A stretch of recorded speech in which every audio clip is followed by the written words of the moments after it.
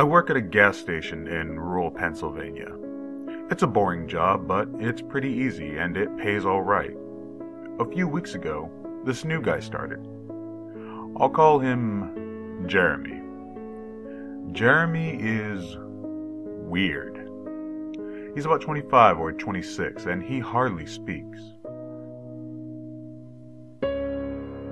But he's got the creepiest laugh I've ever heard. My boss and I have both noticed this, but it's never been a problem, so there's not much we can do about it. Customers have never complained about him, and he's always done his job fairly well. Up until a few weeks ago, anyway. That's when things started going missing. Employee theft can be a problem at any business that sells consumer goods, and there's only one person working at a time at this gas station. It's a pretty small place. About 2 weeks ago, my boss started noticing that we were short on motor oil. At first, it was a few containers at a time. Then, entire shelves and boxes from the back room. Pretty soon, entire shipments would be gone the day after we got them, and would always be right after Jeremy's shifts. My boss had checked the security camera tapes from every single night he worked, but he could never catch him in the act. Jeremy would lock up at closing, then the motor oil would be gone the next day. My boss usually takes the tapes home with him to try and catch Jeremy stealing, but his daughter had a softball game last night, so he asked me to watch the tapes for him. He offered to pay me overtime under the table, so obviously I took that offer. There are 3 cameras, so he gave me 3 different tapes to check. I figured it would be a long night, but I'm trying to save up for a vacation, so I really needed the money. I took the tapes home, popped them in an old VCR, and sat back. 2 days ago, the last time he worked, Jeremy started at 4 p.m. Everything seemed pretty normal at first. He counted up his drawer, switched off with the girl who was working before him, and waited for a customer.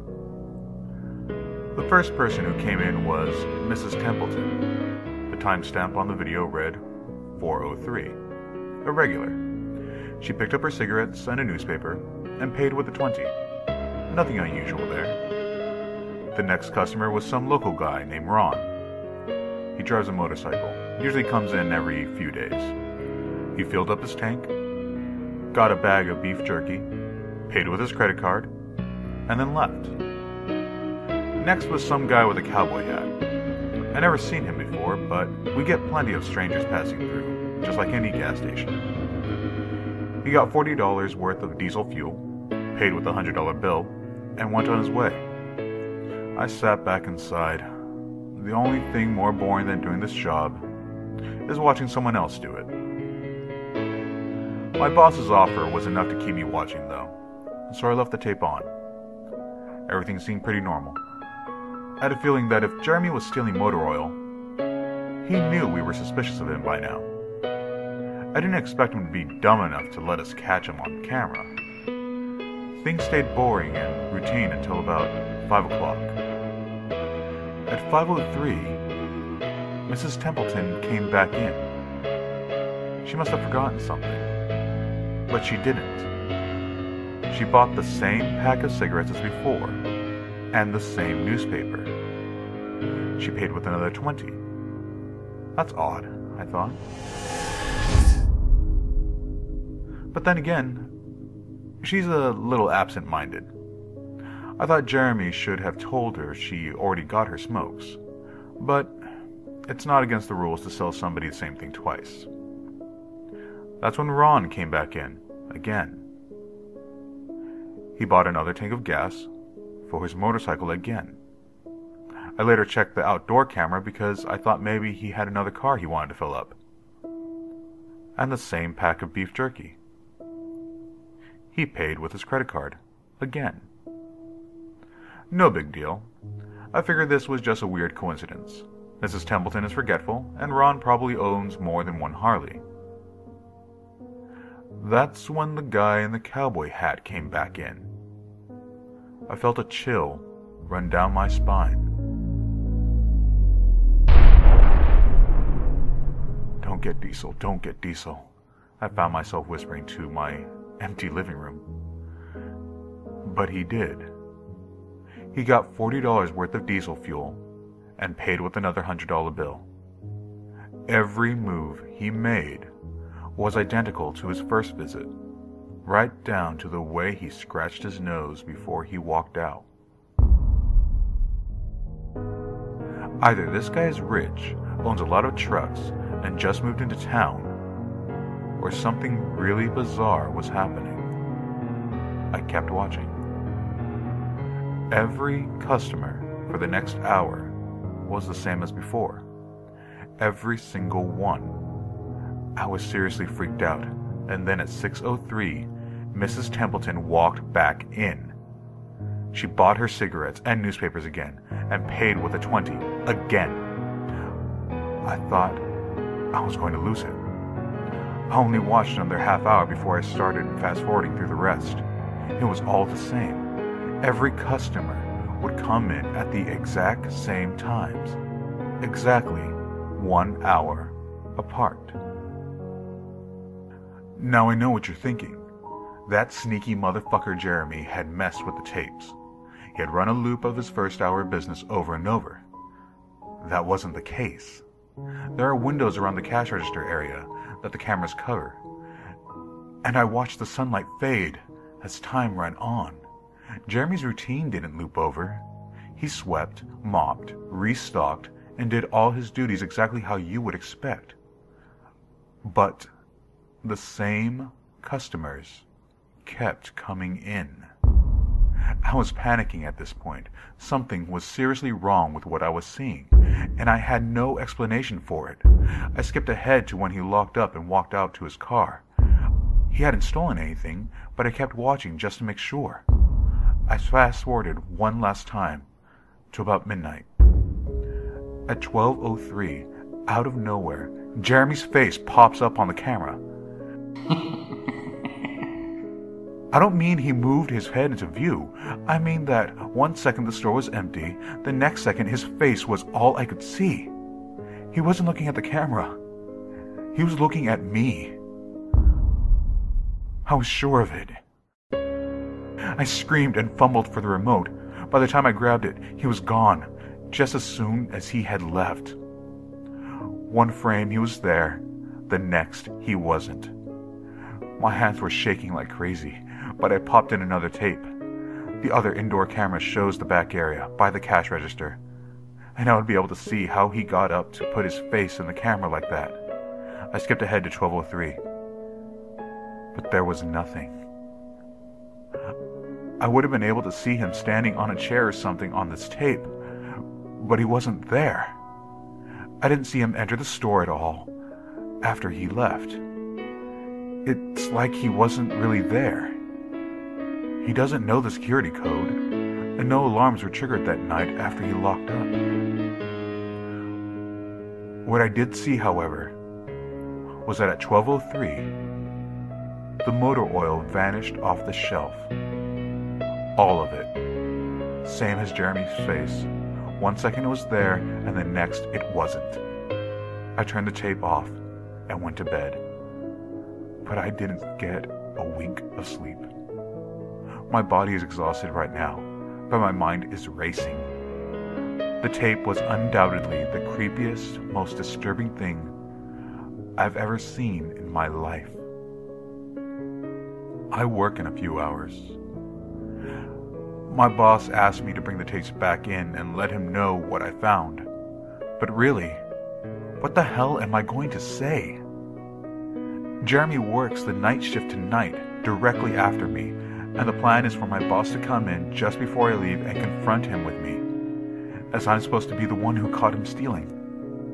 I have no idea what I'm going to do.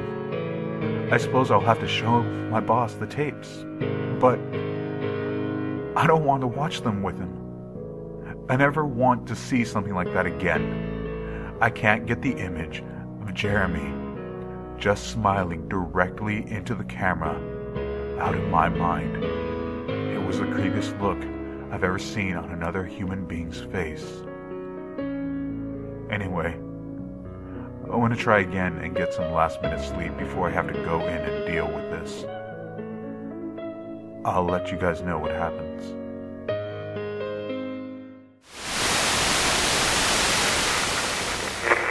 Update.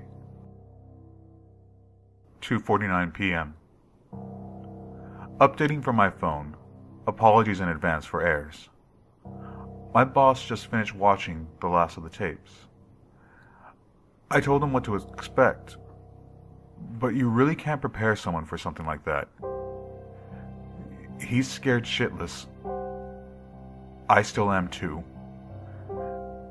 And Jeremy is due to come in at 4. We've got a little over an hour to get our shit together, but neither one of us knows what to say to him. Is he just a fucked up guy who likes to steal motor oil and scare the shit out of people? Or is he something else? I don't know if this is crazy, but does anyone think he could have anything to do with the time loop?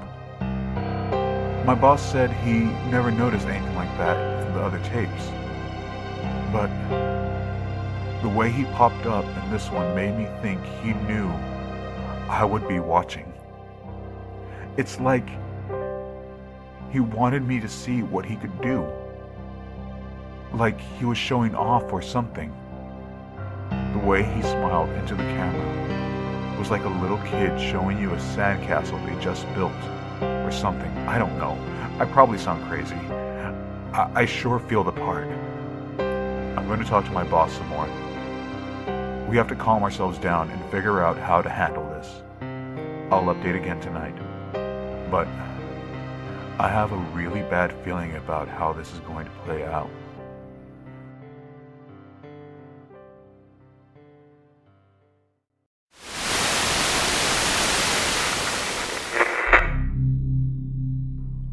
Update. 4:33 p.m. No sign of Jeremy. Tried calling him, but his phone's been disconnected. We're calling the police.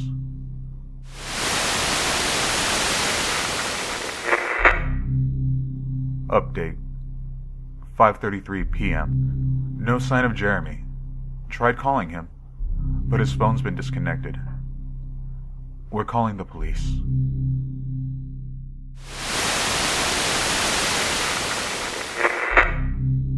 Update. 6:33 p.m. No sign of Jeremy. Tried calling him, but his phone's been disconnected. We're calling the police.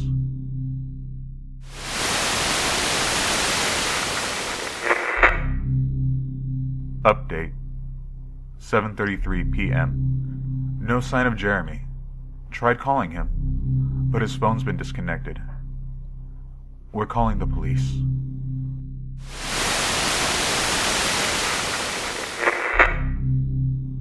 Update. 8:33 p.m. No sign of Jeremy. Tried calling him, but his phone's been disconnected. We're calling the police.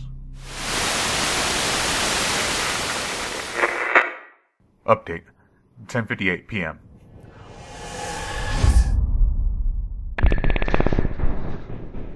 Holy shit. Holy shit, holy shit, holy shit. I just got home and saw my previous updates. Things make less sense now than ever. Here's what I can tell you. I went to work. Jeremy never showed up. My boss and I decided to call the police, as you're well aware. When I picked up the phone to call, the sun went out. I shit you not. That's what I thought happened. Apparently I blacked out for exactly 5 hours, because when I looked at the clock, it was 9:33. I think I got stuck in Jeremy's time loop, and then I snapped out of it at the exact point I blacked out, if that makes sense. But that's when things got really weird. My boss was right next to me when I blacked out, ready to corroborate my story to the cops. When I came to, the phone was in my hand, but it was dead. Not even a dial tone. My boss was still right there, but he wasn't moving. He was standing up, but frozen. I looked at the clock again, and it wasn't moving. The second hand was stuck on the 12. It was 9:33, exactly. The clock on the register computer screen wasn't moving either. My phone was frozen. There was even a customer at the register waiting for my boss to get him cigarettes. I'm betting that would have been his 5th pack of the day. I got the fuck out of there. Didn't lock up, didn't turn the lights out, and sorry guys, I didn't grab the security tapes to upload them to the internet. Believe me, that was the last thing on my mind.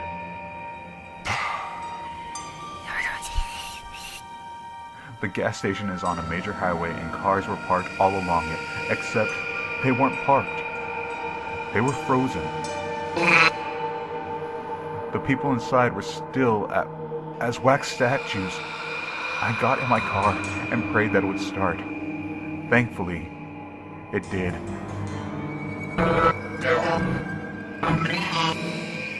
About halfway home, time started up again. The static from the radio turned into music, like it's supposed to be. And from what I could tell by listening to the host talk in between songs, no one noticed the time freeze, or whatever it was. I was the only one.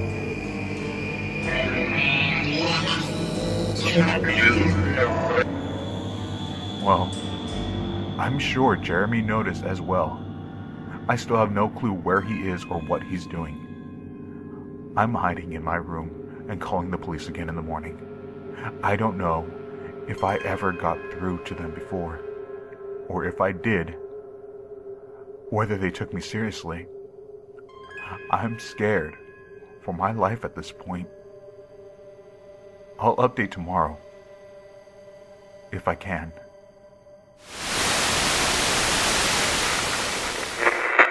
Final update, 10:33 a.m. I finally fell asleep last night around 4. I have no idea how I did it. I guess exhaustion finally got the best of me. This morning I woke up to my phone ringing. It was my boss. He had been calling me since about 6. He woke up when time turned back on last night and immediately called the cops. They came by to see what was wrong and he told them everything. The police around here are all small-time guys. They were more concerned with the missing motor oil than anything, but my boss figured he would take it as long as he had their attention. They decided to go looking for Jeremy. We keep all our employees' applications on file, and since Jeremy just started working there, he was easy to find. They checked the address on it and headed over to his house. You're not going to believe what they found.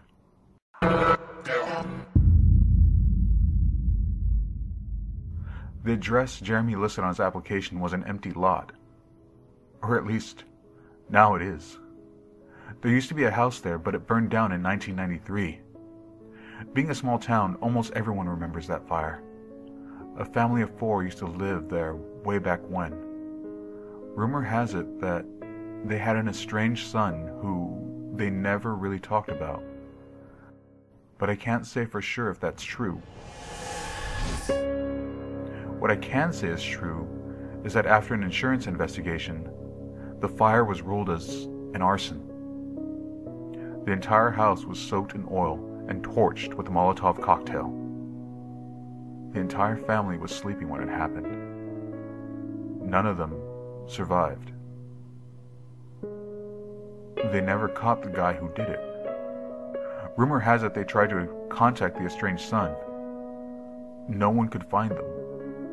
Anyway, my boss called and told me this, and I freaked out. Then he asked me to come to the gas station. What, are you crazy? I said, but he assured me that the cops were there with them. Then they dropped a bomb. The FBI was also in town, and they were going to talk to me one way or another. So I might as well come in. It was about 7:15, and I wanted to go back to bed, but I figured I wouldn't be able to sleep much more anyway, so I went down. Foremen in suits greeted me and told me to have a seat. We went over everything 2 or 3 times until they got all the details down. I told them about Jeremy, the security tape, last night at work, everything. Finally, after I finished, one of the agents said, "Oh Christ, we got another one on our hands." Then they made me sign a bunch of papers saying I wouldn't tell anyone about what happened.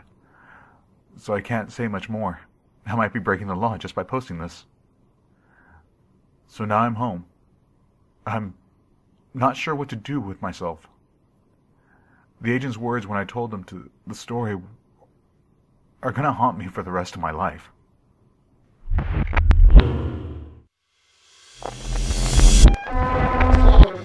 Anyway, I've got to go. I have errands to run today.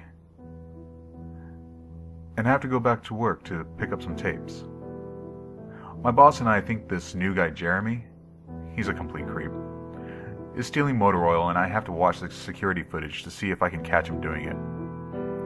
I have better things to do, but my boss is paying me overtime under the table, and I'm trying to save up for a vacation, so I could really use the money.